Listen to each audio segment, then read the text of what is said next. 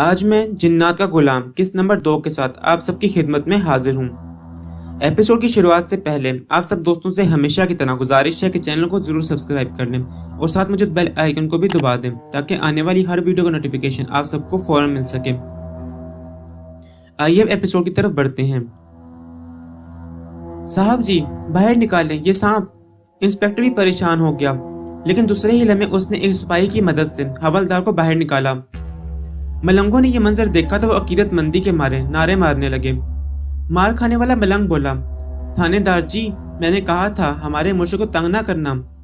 Inspector ने कहर भरी नजरों से उसकी तरफ देखा और फिर एक सिपाही से डंडा लेकर कब्र में खुद कूद गया। उसने जाते ही मक्खन सिंह का पांव पकड़ा और जोर से उठाया। इस दौरान वो सांप से गाफिल नहीं हुआ। उसने झट से डंडा सांप पर दे मारा, मगर इस लम्हे मक्खन साई ने गजबनाक अंदाज में पहले आंखें खोली, फिर जोर से दौड़ा और नहायत तेजी से सीने पर बैठे सांप को मुट्ठी में पकड़कर इंस्पेक्टर की ज़रफ से बचा लिया। मक्खन साई का ये इस्तरार, बेदारी और जलालत देखकर इंस्पेक्टर का एतमाद किरची किरची हो गया। तुझ पर खुदा की मार हो, तूने हमारे मलंगों को तंग किया है, हमें सोते से जगा दिया, हमारे मुहाफिज को मारना चाहते थे। मक्खन साई की गूंजदार आवाज सुनकर इंस्पेक्टर की जुबान गुंग हो गई और वो बुत की मानिंद मक्खन साई की तरफ देखता रह गया। तू समझता है हम धंधा करते हैं यहाँ और हमें पकड़ने आया है तू? ले पकड़ ले और लगा हथकड़ियां। मक्खन साई ने सांप को हवा में उछाला और वो बरगद की घनी शाखों में जाकर छुप गया। उसने कलाइयां इंस्पेक्टर के सामने कर दी। लगा लो हथकड़ियां थानेदार जी, ये हथकड़ियां तो धागे हैं धागे, तुम्हारे अंधे लूले लंगड़े कानून के। तुम क्या जानो, हमने खाली की कुदरत और सारी कायनातों के कानून बनाने वाले की हथकड़ियां और तोक पहन रखे हैं। ये ले और अपनी हसरत पूरी कर ले। मक्खन साई के लहजे और शख्सियत ने इंस्पेक्टर पर लर्जा तारी कर दिया और उसने सर गिरा दिया और कहा, सरकार माफ कर दें, मुझे आपके दर्जात का इल्म नहीं था। दराजात? काहे के? कहाँ के दराजात थानेदार जी? हम तो अभी पहले दर्जे से भी बहुत बहुत नीचे हैं। मक्खन साई तासुब भरे लहजे में बोला तो उसके अंदर कहीं कल्बो गुमा की चड़कने की आवाजें आने लगी। मक्खन साई को गिरफ्तार करने के लिए आने वाला कानून उसके आस्थाने की दहलीज पर दोजानो बैठ गया। इंस्पेक्टर ने मलंगों से माफिया मांगी और फिर वो खुद भी मक्खन साई का गर्विदा हो गया। मक्खन साई ने अपनी उंगली से एक भारी अकीक की अंगूठी उतारकर उसे दी और कहा, थानेदार जी मलंग का तोहफा पहन लो, मेरा मौला साई तेरे दर्जात बुलंद करेगा। वो इंस्पेक्टर जब मक्खन साई के आस्थाने से निकला तो उसका मुरीद बन चुका था और फिर ऐसा पक्का मुरीद साबित हुआ कि अगले ही महीने जब उसे डीएसपी के ओहदे पर तरक्की मिली तो वो इसे मक्खन साई की दुआओं का समर करार देने लगा। और फिर जब तक वो उस इलाके में रहा, मक्खन साई के आस्थाने पर शब्बो रोज चरागाह होने लगा।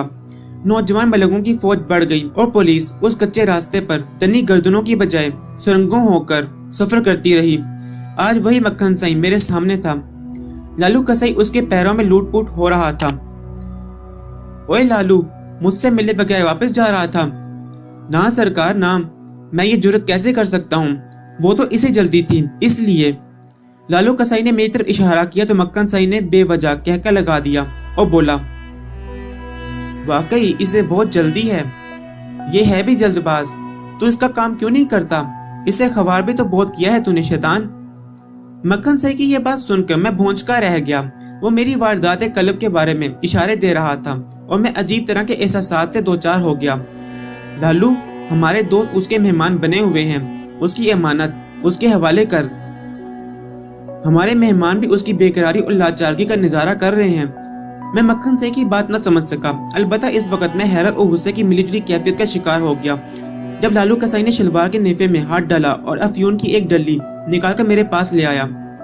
लो बादशाहो, दो रत्ती क्या, आप पूरी डली रख लो। उसने अफयून मेरी तरफ बढ़ा दी। सरकार का कहा मैं टाल सकता हूँ भला? मैं उस बेशरम का मुंह देख रहा था और वो डटाई और जिल्लत के साथ मुस्कुरा रहा था। ये तुम्हारे पास ही तो मुझे क्यों नहीं दे रहे थे? मैंने लालू कसाई से अफयून लेते हुए नाराजगी के साथ कहा। वो मुंह से कुछ ना बोला, मगर उसकी इस्तरारी हालत बता रही थी कि उसने बाअमर मजबूरी मुझ पर यह इनायत की है। ओए, किसी शरीफ आदमी को ज्यादा तंग ना किया कर। मक्खन साई ने लालू को अपने पास बुलाया और इस्तेज़ाइया अंदाज में मेरी तरफ देखते हुए कहने लगा। मुझे मक्खन साई की बातों की समझ नहीं आ रही थी। वो इसे समझा रहा था या मुझे तंज कर रहा था? तंज कर रहा था तो क्यों? एक तरफ वो ऐसे इशारे भी दे रहा था जैसे वो मेरे हालात से बाखबर हो। इसके बारे में ऐसी ही बातें मशहूर थीं कि वो दिलों की बातें पकड़ लेता था। जा अब इसे वापस ले जा। मक्खन सई ने उसकी कमर पर थापड़ा दिया। लालू कसाई ने अकीदत से झुककर मक्खन सई के घुटने छुए तो वो मेरी तरफ गहरी नजरों के साथ मुस्कुराकर देखने लगा और फिर बोला, मियाँ कभी दिल मचले और कुछ बातों की समझ न आए तो चले आना, मक्खन सई का दरवाजा खुला मिलेगा। मैंने गैर इरादी तौर पर इस बात में सर हिला दिया। और हाँ, अपने बाबा जी को मेरा सलाम कहना। मैं चौंका और किसी असील घोड़े की तरह मेरे अंदर कोई शय बदकी। मेरे माथे पर पसीना आ गया। तो क्या मक्खन सई इस हद तक बातनी है? इसे क्या मालूम मुझे किसने किस काम से भेजा है? खुदा गवाह है, मैं उस लम्हे मजबूर हो गया और उसके लिए मेरे दिल में रौब पैदा हो गया। मैं दिलो जान से मक्खन सई को एक फरेबकार, शैतान का चेला और ढोंगी समझता था। उससे मंसूब वाकयात उसके चेलों के कारोबारी हटकंडे समझता था, मगर आंखों देखी कानों सुनी कौन झुटला सकता है। सो ये मेरे साथ भी हुआ। आप बाबा जी सरकार को जानते हैं? मैं बेइख्तियार होकर मक्खन सई के पास पहुंच गया। तेरे बाबा जी सरकार मुझे भी जानते हैं पुत्र जी, मक्खन सई धीरे से बोला, मगर उसका अंदाज मायने खेज था, ऐसे जैसे मुझे कुछ समझाना चाह रहा था। वक्त खासा हो चुका था, मुझे वापसी की भी फिक्र थी, लिहाजा मैंने इस मरूबियत के हसार से बाहर निकलते हुए लालू कसाई से वापस चलने के लिए कहा। मक्खन सई अपने डेरे की तरफ चल दिया, लेकिन उसका एक मलंग पीछे रह गया। उसने लालू कसाई के सामने हाथ फैला दिया। नजराना। लालू कसाई ने जरवीदा नजरों से मेरी जानिब देखा और एक बार फिर शलवार के नेफे से अफ्यून की 2-3 डलियां निकालकर मलंग को पकड़ा दी। वो एक एक डली को सूंघकर बेखुदी से झूमने लगा और हक सई सरकार मक्खन सई के नारे लगाता हुआ अपने मुर्शिद के पीछे हो लिया। लालू कसाई का यह रूप मुझे उलझन में डाल रहा था। मैं काफी देर से उसके साथ खबार हो रहा था। वो मुझे ये कहकर दूसरे गांव ले जाता कि इसे अफ्यून उस गांव से नहीं मिली, लिहाजा दूसरे गांव से मिल जाएगी, मगर अब वो बड़े सुकून से मुझे और मलंग को अफ्यून दे चुका था। मैं उससे ये पूछना ही चाहता था कि इसी असना में 2 सिपाही गश्त करते हुए इधर आ निकले।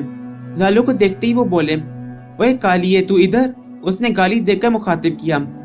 मुंशी जी ये लालू कसाई है, पुड़िया है, आज काबू आ ही गया। मैं इस दौरान मोटरसाइकिल पे बैठ चुका था। वो किक मारने ही लगा था कि दूसरे सिपाही ने झट से चाबी निकाल ली। ओए तू किधर भाग रहा है? इस लम्हे में डर गया। खौफ की झुरझुरी से मैं कांप गया। मेरे पास तो अफ्यून थी और मेरा उधर लिया जाना यकीनी था। जनाब मसला क्या है? मैंने जुर्रत से काम लेते हुए अपना तारुफ कराया तो चाबी छीनने वाला एक लम्हे के लिए रुका और बोला, कार्ड है आपके पास? मैंने अखबार का कार्ड निकाल कर दिखाया तो वो बोला, आप इस फड़िए के साथ यहाँ क्या कर रहे हैं? इस लम्हे दूसरे सिपाही ने लालू कसाई की मुकम्मल तलाशी ली और बोला, हैरत है भाई, लालू आज तेरे पास एक रत्ती अफ्यून भी नहीं है। मैंने लालू की तरफ देखा तो वो कमीना आंखों में मुस्कुरा रहा था। सहाफी तो बादशाह हैं भाई, इधर राजू डोगर, उधर मक्खन सरकार और इधर आप। जाओ जी, कानून भी तुम्हारा, हुक्मरानी भी तुम्हारी। हम तो आवारा गर्दी और चौकीदारी के लिए भर्ती किए हुए लोग हैं। ढप ढप तलाशी लो, मिला कुछ ना मिला, मिल भी गया तो ऊपर से सिफारिश आ गई और छोड़ दिया। चोर कमीने हमसे तगड़े हैं जनाब। जनाब आप तो नाराज हो गए हैं, कल अपना बंदा भेज दीजिएगा, आपके लिए बछड़े की ईरान का गोश्त रख छोड़ूंगा। लालू कसाई बोला। हाँ यार, सिपाही ने ये सुनते ही लहजा बदल लिया। कई दिन हो गए हैं गोश्त नहीं चखा। अब तो इस पटरी पर चाय पानी भी बंद हो गया है। कल मैं और मुंशी जी खुद आएंगे। ये कहकर वो दोनों मक्खन सई के डेरे की तरफ चल दिए और मेरी नाक जड़ों से कटते कटते रह गई। मलकवाल पहुंचते पहुंचते शाम हो गई। मैंने लालू कसाई को उसकी दुकान पर उतारा और जल्दी से अपने दोस्त मलक नसीर अहमद की हवेली पहुंच गया। नसीर अपने पीर साहब के साथ बैठक में बैठा हुआ था। घर के दूसरे अफराद भी वहां मौजूद थे। पीर साहब चारपाई पर लेटे हुए थे और नसीर इनके बालों में तेल से मालिश कर रहा था। मुझे देखते ही पीर साहब उठ पड़े और कहकर लगाकर बोले, आओ शहजादे, कैसा रहा? सरकार, मरते मरते बचा हूँ। मैंने मसनूई खफगी का इजहार किया। आप तो जानते हैं ये काम मेरे करने का ना था। पुलिस से बार बार टकराव होता रहा है, बस अल्लाह ने इज्जत रख ली है। पीर साहब ने सुनते ही एक लम्हे के लिए मेरे सर के ऊपर देखा, फिर चौंके और जल्दी से नसीर से कहा, दरवाजे खिड़कियां बंद कर दो और इनके पर्दे गिरा दो, बाबा जी आ गए हैं। और हाँ, बाहर मुलाजमों से कह दो अंदर ना आए। पीर साहब ने नसीर की वालदा की तरफ देखा और कहा, माँ जी आपने अगरबत्तियां नहीं जलाई? हाय मैं तो भूल गई। वो उठने लगी तो उनकी बेटी जुलेखा अपने सर पर चादर दुरुस्त करते हुए बोली, माँ ठहरो, मैं अगरबत्तियां लाती हूँ। तुम बैठो, माँ को अगरबत्तियां जलाने दो। पीर साहब ने गदली और जलाली आंखों से जुलेखा की तरफ देखा तो वो अपनी जगह पर खुशमुस्कुराकर रह गई। नसीर की वालदा ने ताक में रखी अगरबत्तियां जला दी तो बैठक में खुशगवार खुशबू फैल गई। खिड़कियों पर पर्दे गिराने से बैठक में कदरे अंधेरा हो गया था। सब लोग हस्बे मामूल दुरूद शरीफ पढ़ने लगे। मेरा दिल बेताबी से धड़क रहा था। आज से पहले बाबा जी सरकार शाम के वक्त बिलखसूस जब अभी दिन की रोशनी मौजूद होती वो हाजिरी नहीं देते थे, मगर आज इनका गैर मामूली फेरा था। इस बार एक और अजीब बात हुई थी। पीर साहब को कुछ पढ़ने की जरूरत ही पेश नहीं आई थी। हालांकि उससे कबल जब भी बाबा जी सरकार की हाजिरी लगवाना होती, पीर साहब किसी गैर मानूस जुबान में कुछ पढ़ने लगते और कभी कभार बिजली के स्विच बोर्ड के पास खड़े होकर कोई एक बल्ब जलाने और बुझाने लगते थे। जब बाबा जी सरकार आ जाते तो वो लाइट ऑफ कर देते थे, मगर आज इन्हें कुछ करने की जरूरत ही पेश नहीं आई थी। हम सब अगरबत्तियों के अफसों ज़्यादा माहौल में आंखें बंद किए हुए थे जब बाबा जी की भारी भारी सांसें मुझे अपने आसपास महसूस होने लगी। इनके वजूद का एहसास हर किसी को हो रहा था और साफ साफ महसूस हो रहा था कि वो बैठक में घूम रहे हैं। एक लम्हे के लिए तो मेरी सांसें अटक कर रह गईं। जब बाबा जी सरकार मेरे पास आए तो इन्होंने अपने रेशमी हाथों से मेरी कमर पर थापड़ा मारा और फिर बेइख्तियार होकर हंसने लगे। शायद पुत्र लालू बड़ा ही कमीना निकला, ये कहकर वो दोबारा हंसने लगे। इसके साथ ही शरारती गाजी के कह के भी गूंजने लगे। गाजी, जरा सहाफी साहब को पूरा किस्सा तो सुना। अगर आज हमारा मक्खन सही इधर ना आ निकलता तो ये तो गए थे जेल में। बाबा जी, मेरा आधा खून तो खौफ से ही सड़ गया है। मैंने कहा, आपने मुझे इतने कड़े इम्तिहान में डाल दिया था। हमारी मोहब्बत तो खुद एक कड़ा इम्तिहान है मियाँ, बाबा जी बोले। हाँ गाजी, फिर क्या हुआ? गाजी ने बेसाख्ता कहकों के दरमियान बताया, लालू कसई बड़ा काया इंसान है भैया।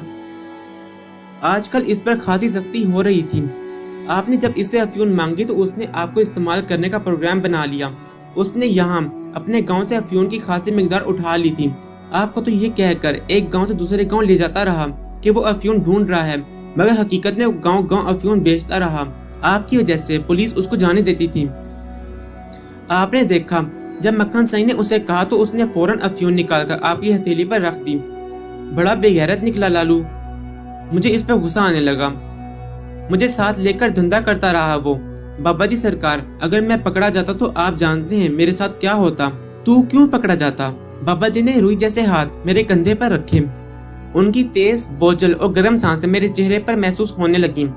लगा वो मेरे मुकाबले खड़े हैं, मगर मैं आंखें बंद किए हुए था। ये गाजी तेरे साथ साथ था। बाबा जी बोले, पुत्र जी, हम अपने प्यार करने वालों को तन्हा नहीं छोड़ते। गाजी पुलिस वालों की अकल मार देता था, वरना ये कैसे हो सकता था कि वो लालू जैसे शिकार को आसानी से जाने देते। बाबा जी, सुबह मेरा अंग्रेजी का पर्चा है। मैं आज घर जाना चाहता हूँ। अब्बा जी नाराज होंगे। मैंने अफ्यून बाबा जी को दे दी। अब मुझे अपने इम्तिहान की फिक्र थी। तू फिक्र क्यों करता है? अल्लाह खैर करेगा। बाबा जी ने मुझे उम्मीद दिलाई। तू बस एक काम करना, सुबह इम्तिहानी सेंटर में दाखिल होते वक्त सूरह यासीन का विर्द करते रहना, अल्लाह खैर करेगा। ये कहकर बाबा जी चारपाई पर जा बैठे। आज रात इधर ही रह जा, सुबह सवेरे यहाँ से शहर चले जाना। फकीर कहने लगा। नहीं, इसे जाने दे, बाबा जी बोले। बाबा जी, रात हो रही है, नहर की पटरी पर कैसे सफर करेगा? चला जाएगा ये। गाजी पुत्र, तू इसके साथ चला जा और इसे इसके घर तक पहुंचा कर वापस आ जा, बाबा जी ने कहा। और फिर बोले, भाई वो फातिमा बीबी की दवाई भी बनानी है, अफ्यून तो आ गई है। अब 10 सीर गाय का दूध और आध पाव सुपारी चाहिए। नसीर पुत्र, तू इसका खुद बंदोबस्त कर। जी अच्छा बाबा जी, कब चाहिए सामान? सुबह मंगवा लेना और अपने रियाज शाह के हवाले कर देना। बाबा जी ने पीर साहब की तरफ इशारा किया। रियाज बेटे, मैं तुम्हें दवा बनाने का तरीका सिखा दूंगा। तू कल ही फातिमा बीबी को दवाई बनाकर दे देना। हो सकता है मैं कल ना आ सकूं।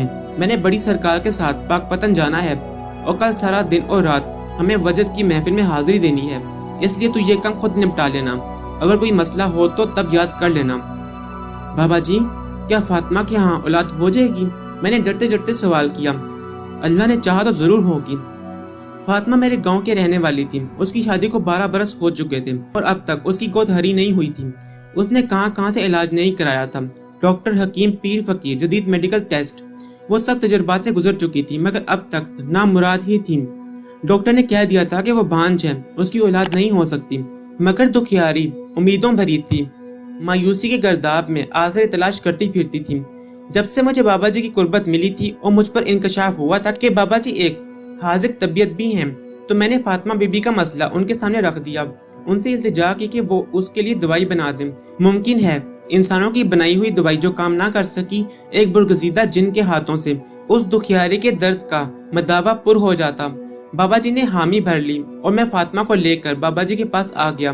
फिर बाबा जी ने उसकी दवाई बनाने के लिए ही मुझसे अफ्यून मंगवाई थी और मैंने सिर्फ फातिमा बीबी की खातिर ये सवाब अमेज गुनाह किया था। हालांकि जब बाबा जी ने नुस्खे में शामिल करने के लिए अफ्यून लाने के लिए मुझसे कहा तो मैंने बहुत तरद्दुद किया था और पीर साहब रियाज शाह से कहा था कि बाबा जी के लिए अफ्यून लाना क्या मसला हो सकता है, वो खुद क्यों नहीं ले आते। पीर साहब रियाज शाह ने उस पर कदर खुफगी का इजहार किया और कहा था, एक तो बाबा जी ने तुझ पर मेहरबानी करते हुए एक कीमती तरीन दवाई बनाकर देने का वादा कर लिया है, ऊपर से तुम हिज्जत करते हो। बाबा जी ने ये सुन लिया तो नाराज होंगे।